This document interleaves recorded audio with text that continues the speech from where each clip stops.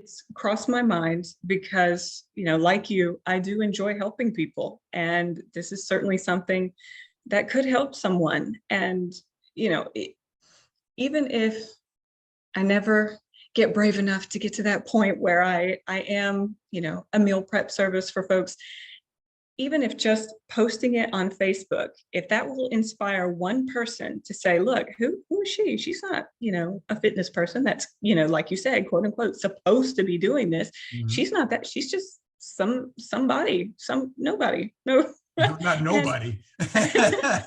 and and she meal preps. So guess what? You know what? Maybe I could too. That will be all worth it to me, all worth it to me. And I welcome questions. I welcome, give me some tips, Erica. What should I make?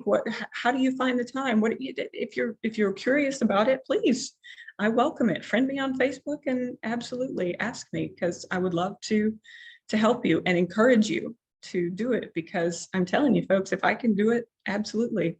And if Victor can do it, so can you.